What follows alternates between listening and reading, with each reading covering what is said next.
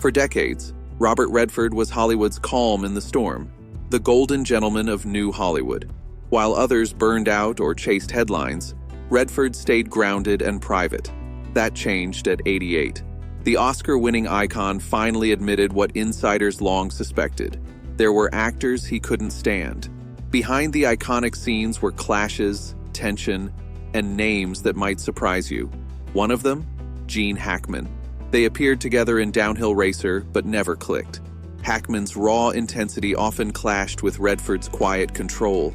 While Redford preferred collaboration, Hackman dominated, challenging directors, exploding in rehearsals, and sidelining subtlety. "He's brilliant," Redford admitted, "but exhausting." What started as mutual respect turned cold. Hackman treated every role like a battlefield. Co-stars were collateral damage, and directors walked on eggshells. Redford found his volatility disruptive. One moment sealed the divide. During a key emotional scene, Hackman refused to leave his trailer over a lighting setup. Redford, frustrated, confronted him in front of the crew. "This isn't your fucking movie, Gene. Show up or step aside." Hackman showed up, but they never spoke off camera again. Privately, Redford called him a sledgehammer in a violin shop. He never denied Hackman's talent, but when Redford began producing, Hackman's name quietly disappeared from casting lists. It wasn't personal, it was about respect. "Not worth it," Redford would scribble in the margins. "Brilliant actor, impossible human." Though their careers ran parallel, both Oscar winners, both faces of New Hollywood, Redford and Hackman never shared the screen again. Asked later if he regretted that, Redford simply said, "Some pairings only need to happen once." Next on the list, James Woods. Their clash wasn't about co-starring, it never got that far. Woods auditioned for Redford-led projects multiple times but was consistently passed over. The reason? Redford found him deeply unsettling. In one casting session, Woods derailed a reading with a heated argument over Vietnam policy. "He brought chaos to places that needed quiet," Redford later said. "I wasn't interested in managing that energy." It wasn't just politics. Redford, calm and measured, had no patience for Woods' confrontational, hyper-intellectual style. He didn't want to understand the story, Redford said. He wanted to dominate it. Their differences weren't just philosophical, they were theatrical. Redford thrived on subtlety and restraint. Woods brought volatility and bravado. "He could give you brilliance," a casting director noted, "but you had to survive the storm first." One meeting in the late 80s became Hollywood lore. Woods auditioned for a legal thriller, nailed the lines, then stopped mid-scene to debate the political subtext. Redford closed his script and walked out. "If I wanted a debate," he said later, "I'd go back to college." Woods took subtle jabs at Redford in later interviews, referencing Hollywood hypocrites who ran sets like generals. Redford never responded. He didn't have to. His casting notes reportedly read, "Never, ever." "There's a difference between tension and toxicity," Redford said. He never understood that line. The calls stopped. Woods' talent kept him in play for edgier roles, but Redford wanted no part of the volatility. The blacklist was unspoken but final. Even All the President's Men wasn't free of conflict. While Redford and Dustin Hoffman became an iconic duo on screen, behind the scenes told a different story. Hoffman's spontaneous, improvisational style clashed with Redford's precision. Hoffman rewrote scenes mid-take, changed blocking, and often stepped into Redford's light. "He wanted to own the frame," one crew member said. The tension wasn't loud, it was slow and suffocating. Hoffman's unpredictability wore on Redford, especially during a newsroom phone scene that dragged through 7 different takes, each completely different. By the end, Redford was seething. Director Alan Pakula managed to keep things from boiling over, but the set stayed tense. "You could tell Bob was biting his tongue," a lighting tech recalled.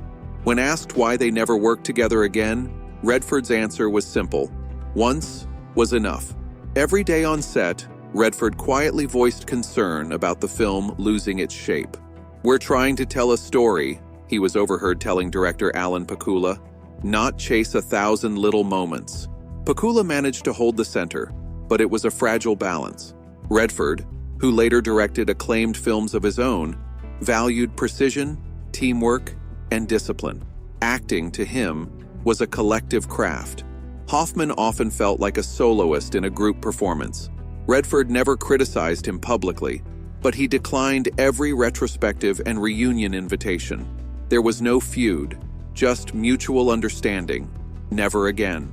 Sometimes, even in masterpieces, the chemistry only works once. Then came Lions for Lambs. Redford directed and starred opposite Tom Cruise. The result?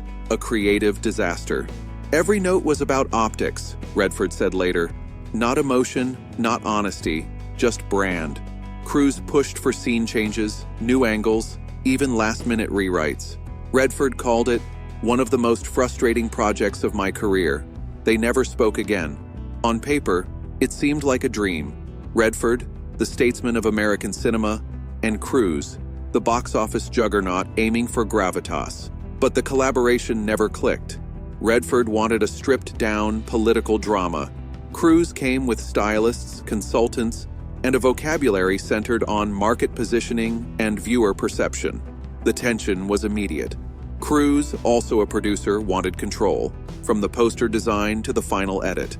Rehearsals felt more like branding sessions. Redford once said, "I wanted to show vulnerability. He wanted to show symmetry." Their visions were at odds. Redford saw the film as a cautionary tale. Cruz imagined a redemption arc. On set, Cruz interrupted takes to adjust lighting or tweak lines for impact. Redford, patient at first, eventually snapped. One assistant recalled him quietly asking, "Are we acting or selling a campaign ad?" Post-production on Lions for Lambs was fraught. Cruz demanded multiple cuts and studio support, pushing Redford to his limit.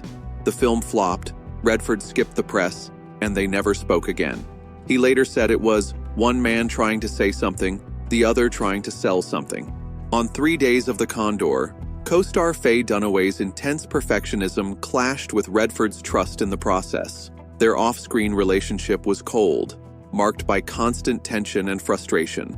Redford called her a storm in heels and avoided any future collaborations. With Robert Duvall in The Natural, their styles, Duvall's improvisation versus Redford's precision, collided violently.